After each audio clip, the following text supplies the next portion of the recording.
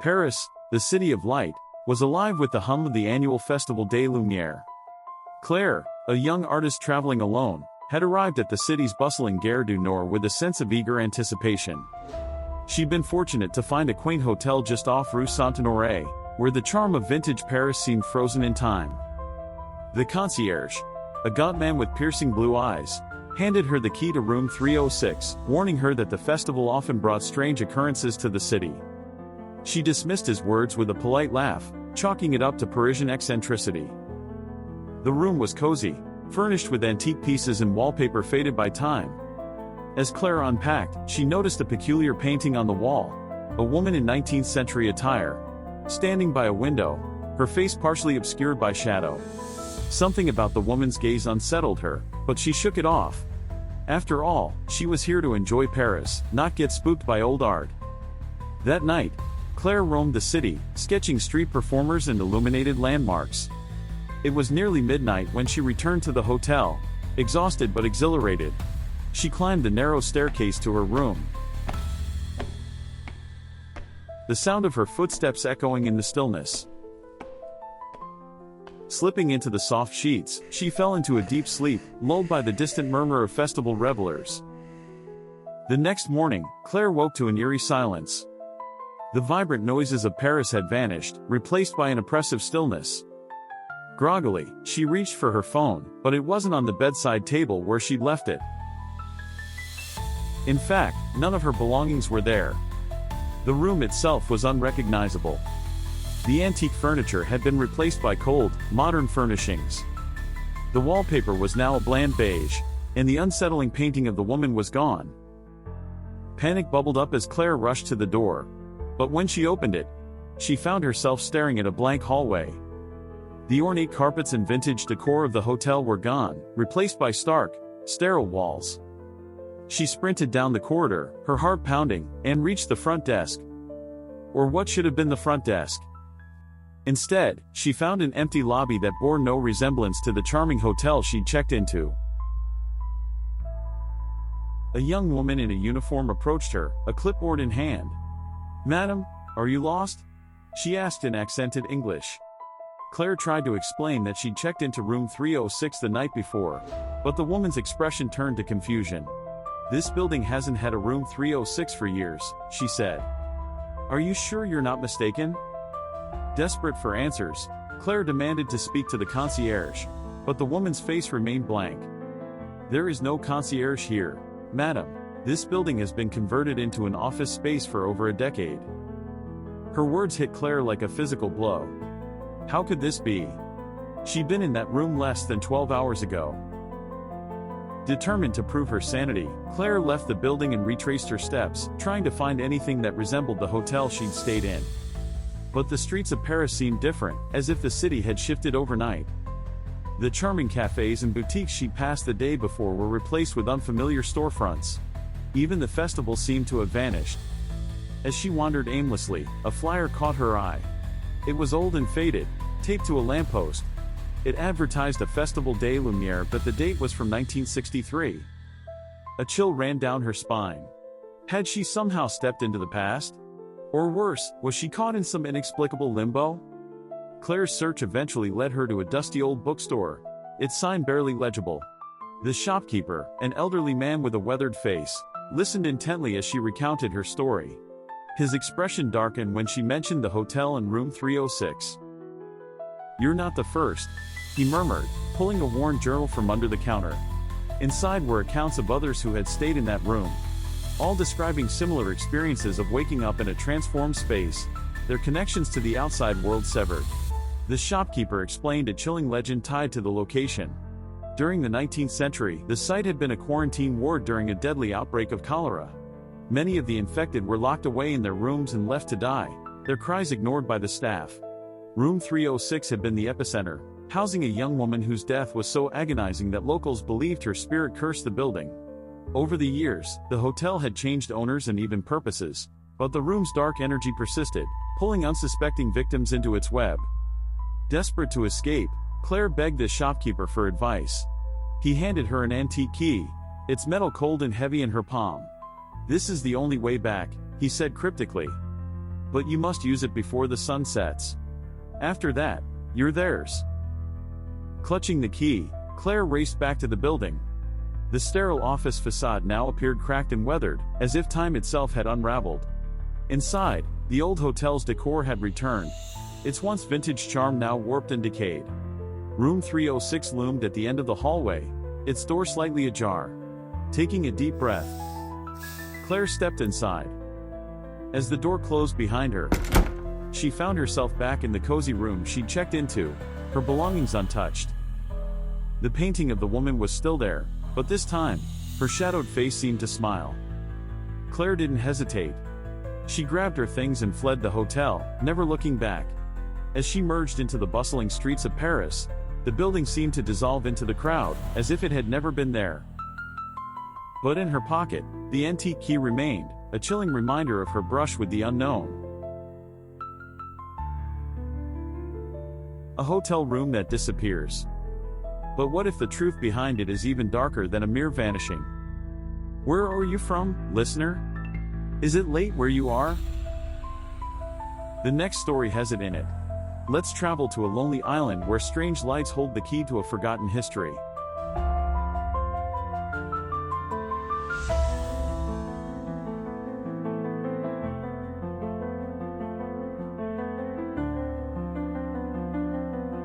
The Phantom Lightkeeper.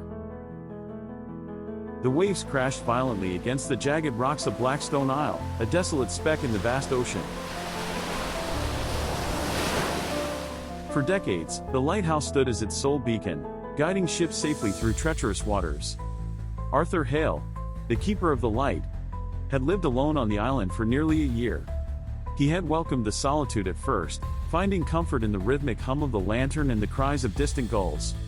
But lately, something had changed. It began with the lights. One cold autumn evening, as Arthur prepared his evening tea, he spotted them through the thick glass of the lantern room, strange, shimmering orbs hovering just above the horizon. At first, he dismissed them as tricks of the eye, perhaps caused by fatigue or the salty haze. But the lights returned the next night, and the night after that. They pulsed in erratic patterns, sometimes darting like fireflies, other times hanging motionless as if watching him. Arthur tried to rationalize their presence. Must be some kind of atmospheric phenomenon, he muttered to himself, though his voice wavered with uncertainty.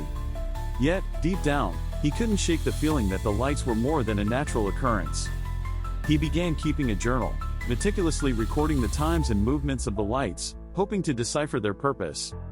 But the more he observed, the more uneasy he became. The nights grew longer, and the island seemed to grow colder with each passing day. The lights now appeared closer, their glow reflecting off the churning sea.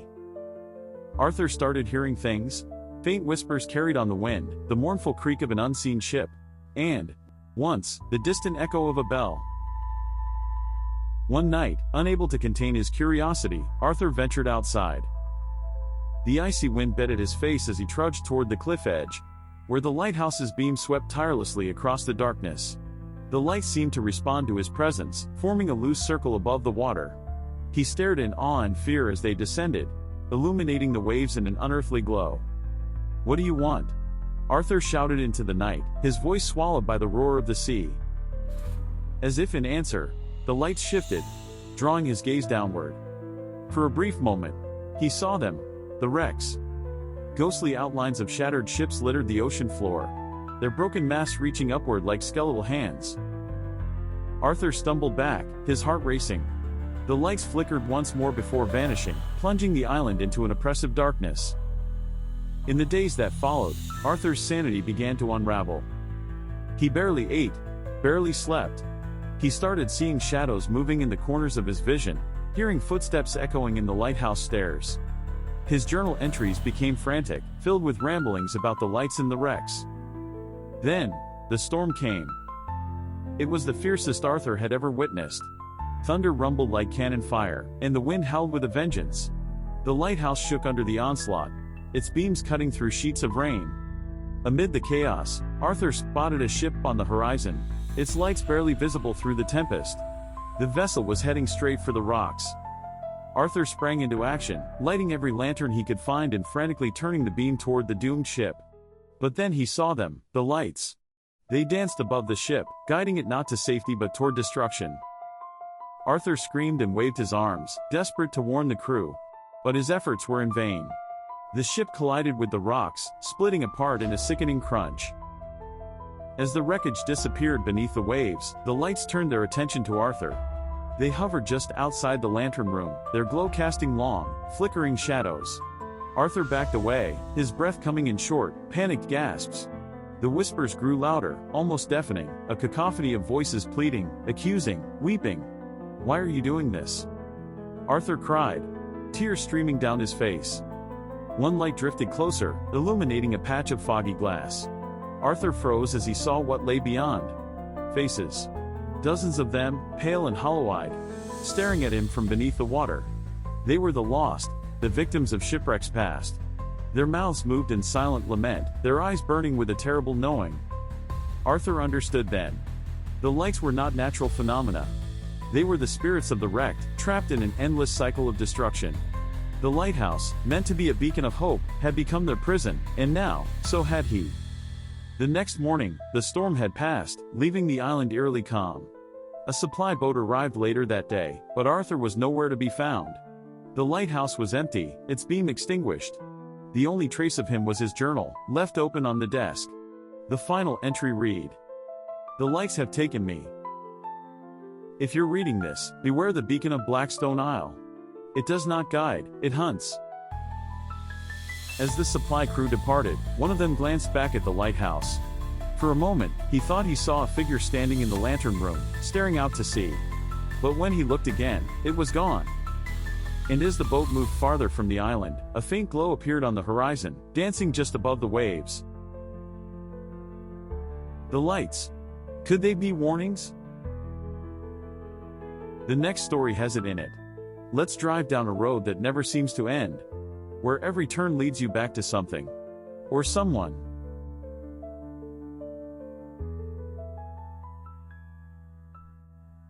The Never-Ending Road. The night was moonless, and the air was thick with the hum of cicadas as Laura and James navigated the winding backroads. They had taken a detour to avoid highway traffic, trusting their GPS to lead them home after a weekend trip to visit Laura's parents. The digital map had seemed reliable enough until they turned onto an unfamiliar stretch of road surrounded by dense, towering trees. The road was unnervingly straight, stretching endlessly into the darkness. Laura glanced at the clock on the dashboard. It was 11:47 p.m. "We'll be home in 30 minutes, she reassured James, though her voice lacked conviction. The road felt wrong, too quiet, too isolated. Not a single car had passed them for miles. After a few minutes of silence, Laura noticed something peculiar. "Didn't we pass that same mile marker earlier?" she asked, pointing at a crooked wooden sign by the roadside. James shrugged, his hands gripping the wheel a little tighter. "Maybe it's just a coincidence," he said, though his tone betrayed unease. They drove on, the rhythmic crunch of tires on asphalt the only sound accompanying them. But soon, it became undeniable, they were looping. Each pass, the crooked mile marker seemed slightly more weathered, and the gnarled oak tree beside it appeared to lean closer to the road. Panic began to creep in. Laura checked the GPS again, only to find the blue route line spinning aimlessly. "It's not working," she whispered. James' jaw clenched. "We'll find a way out. Just keep an eye out for a turnoff or a gas station." They drove for what felt like an eternity, and then they saw it. A figure, standing on the roadside, illuminated by the car's high beams. It was a man in a tattered jacket, his face obscured by shadow. As they passed him, he raised his hand in what seemed like a wave, but his movements were unnatural, jerky, as though he were a marionette controlled by invisible strings. "Did you see that?" Laura asked, her voice shaking. James nodded but didn't reply. He pressed the accelerator, eager to put distance between them and the strange figure. But a chill ran down Laura's spine when they passed the same man again less than 5 minutes later. This time, he was closer to the road. His head tilted as though watching them. How was that possible? Gripping the edge of her seat. James didn't answer. He sped up, the car's engine straining as the needle on the speedometer climbed. Yet no matter how fast they drove, the man reappeared. Each time, he was closer. First, his feet were on the shoulder of the road. Then, his shadow fell across the asphalt. The last time, he was standing in the middle of the lane, forcing James to swerve violently to avoid hitting him. The car skidded to a stop, and for a moment, there was only the sound of their labored breathing. Laura looked behind them but saw nothing. The man had vanished. "We can't stay here," she said, her voice barely above a whisper. James nodded and restarted the car, but as soon as the headlights flickered on, their blood ran cold. Standing in the beam of light, directly in front of the car, was the figure. His face was no longer obscured.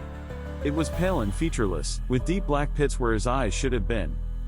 The figure raised a hand, pointing at them, and James slammed the car into reverse. The tires screeched as they sped backward, the figure receding into the darkness. But as they turned the car around to flee, they found themselves back at the same crooked mile marker. "No," Laura breathed, her hands gripping her head.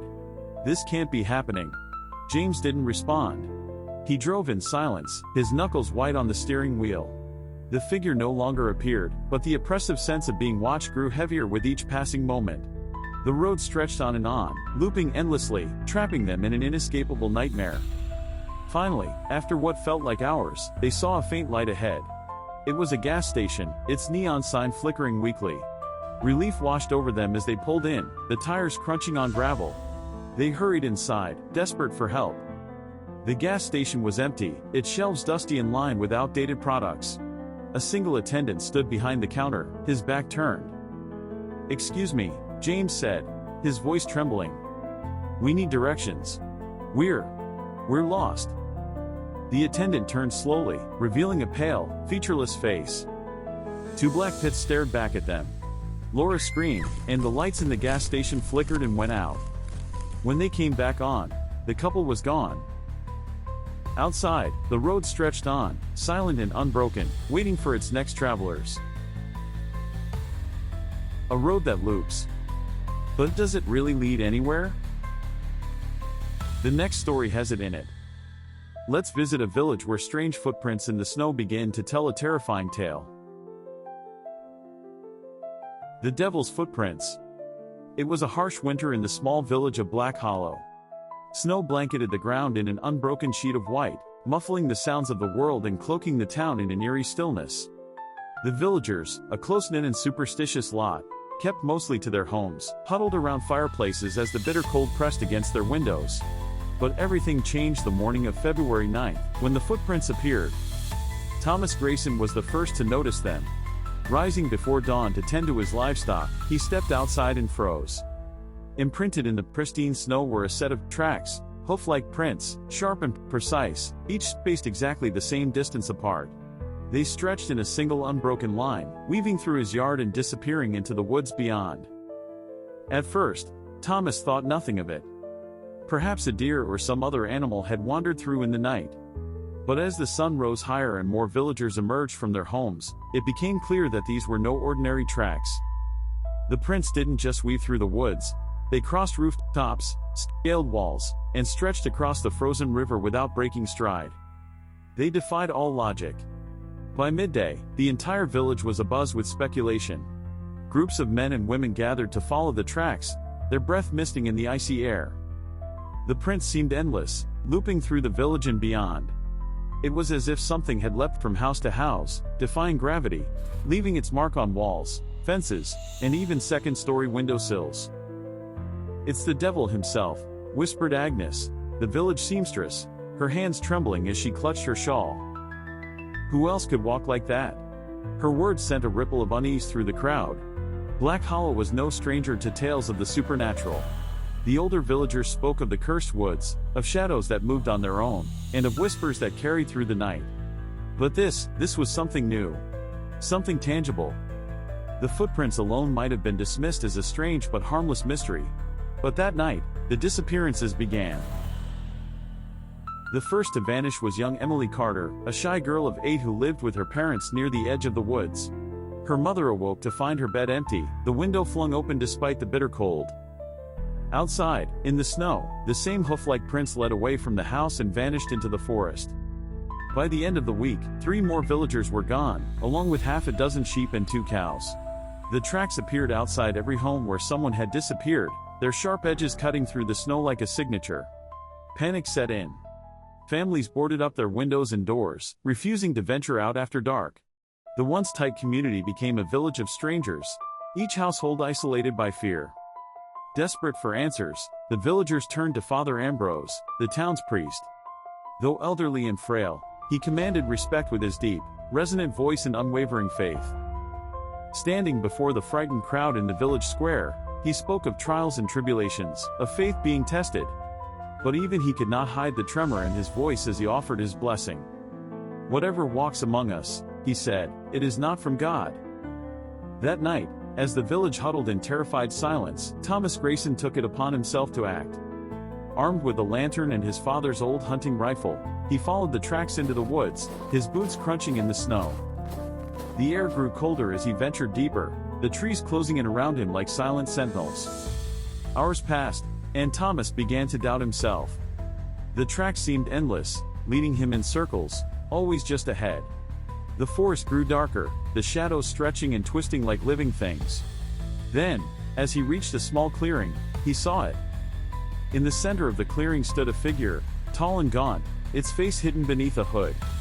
Its legs ended in cloven hooves, the source of the cursed prince. The creature turned its head slowly toward Thomas, and though its face was obscured, he felt its gaze pierce him to his core. A low, guttural sound filled the air, something between a growl and a laugh. Paralyzed with fear, Thomas could only watch as the creature raised a long, skeletal hand and pointed at him. The lantern in his hand flickered and went out, plunging the clearing into darkness. When Thomas awoke, he was back at the edge of the woods, the rifle gone and his body trembling from the cold. He staggered back to the village, his mind a haze of terror and confusion. The tracks continued to appear for weeks, but no one else dared to follow them. The disappearances stopped, but Black Hollow was never the same. Many villagers moved away, unable to shake the fear that had gripped their hearts. Those who remained spoke in hushed tones of the devil's footprints, of the creature that walked among them that winter. To this day, on the coldest nights, some say you can still see the tracks winding through the snow, a chilling reminder of the time when something dark and unexplainable visited Black Hollow. Hoofprints in the snow. But what do they really mean? The next story has it in it. Let's uncover the secret of a painting that screams in the middle of the night, and the artist who vanished without a trace. The Screaming Painting. In the dim light of a quiet evening, a well-known art collector named Thomas Montgomery stood in front of a new acquisition, a painting that seemed to defy every rule of artistic convention. The painting was titled The Scream of the Forgotten, an abstract portrait of a figure caught in a silent, frozen scream. Yet, something about it unsettled him. It wasn't just the grotesque details of the face or the eerie colors, it was the sound. At night, when the house grew still and the world outside was lost in slumber, a faint, almost imperceptible scream would fill the air. It started one night, just days after he had hung the painting in his gallery-like home. At first, Thomas thought it was the wind, the creak of old wood settling in the house. But as the nights passed, the scream became clearer, piercing the silence like a distant cry for help. He would wake in a cold sweat, heart racing, staring at the painting that hung just across from his bed. It seemed to mock him, as though the painted figure could see him, could know his fear. Thomas could not ignore it any longer.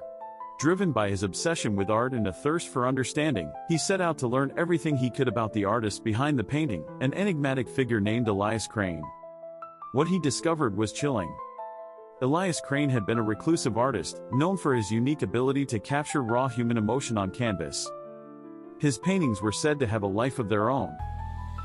But it wasn't until the completion of The Scream of the Forgotten that things took a dark turn. The artist vanished without a trace one night, leaving his studio in disarray, his brushes abandoned mid-stroke. But there was something far worse than his disappearance. Those who were closest to Crane spoke of disturbing whispers in the dead of night, whispers that seemed to emanate from his art. But the worst of all was a strange detail in the records of his last moments. A witness who claimed to have seen a shadowy figure in Crane's studio, holding a painting that seemed to come alive, its figure screaming. But no one had ever found proof of what really happened to Elias Crane. With this new knowledge, Thomas was even more drawn to the painting, unable to tear his eyes away. His obsession grew. his thoughts consumed with the eerie scream that echoed through his home each night. But tonight was different. Tonight, he had decided to confront whatever force haunted the painting. He stood in the quiet darkness of his study, staring at the work before him. The air felt thick, suffocating almost, as if the room itself was holding its breath. And then, just as the clock struck midnight, it began. At first, it was soft, like a whisper. But it quickly escalated, a wailing, guttural sound that filled the room, echoing off the walls. The painting's figure, once still and silent, seemed to shift. Thomas stumbled back, his legs weak with fear, his chest tightening with panic. The scream. It was real. He could hear it now. So loud and agonizing, as though the figure on the canvas was trapped in eternal torment, calling out for release. Unable to bear it, Thomas reached out, his hand trembling, and touched the cold surface of the painting. The moment his fingers made contact, the scream stopped. For a heartbeat, there was silence. But then, his hand sank into the canvas, as if the painting had absorbed it, pulling him in. Thomas tried to pull away, but it was no use. The more he struggled, the more the painting seemed to grasp him, pulling him deeper into its world. His vision blurred. He was no longer in his study, no longer in his home. He stood in the middle of a dark, empty room, surrounded by walls covered in paintings, each one more horrifying than the last. Faces twisted in agony, figures trapped in violent motion, all screaming, begging for release. But it was the figure from the Scream of the Forgotten that stood before him now, its mouth wide in a silent cry, its eyes locked with his. "You shouldn't have touched it," a voice whispered, the words coming from everywhere and nowhere at once. "Now you are part of the art." Thomas's blood ran cold as the reality of what was happening set in. He was trapped. Trapped within the very painting that had haunted him for days. There was no escape. The figure in front of him moved slowly, its grotesque face contorting as it raised a hand toward him. But it wasn't the figure's touch that Thomas feared. It was the knowledge of what would happen to him. The same fate that had claimed Elias Crane, the same fate that had turned the artist into a mere shadow in time. With a final, deafening scream, the figure reached out and Thomas shot upright in bed, gasping for air, drenched in sweat. The room was silent once again, the painting hung innocently on the wall, as if nothing had happened. But it had. As he glanced at the canvas, Thomas saw something he hadn't before, a new detail, barely noticeable at first glance. The figure's eyes were now looking directly at him.